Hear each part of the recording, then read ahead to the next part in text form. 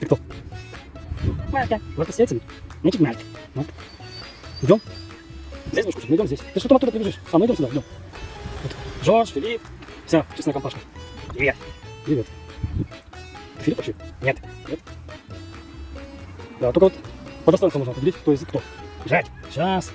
Это вот очередная оккупация называется. Так. Жорж, это все твои? Нет. Так.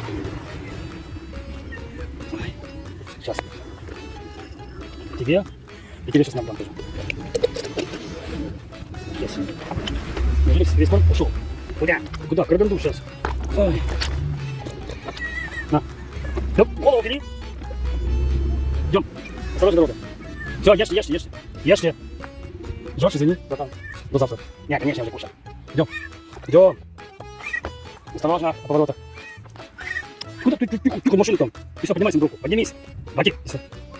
Жорж, это бесполезно. Здесь еще один мальчик. Побегайчик. Иди на. Ну. Залазь. Ты ешь, иди, блин. И ты пошел, не. А, Мордеха, иди сюда, Мордеха. Поднимайся. Садись, ешь. Это почему все сейчас кончится и все. Ой, господи, ладно, блин.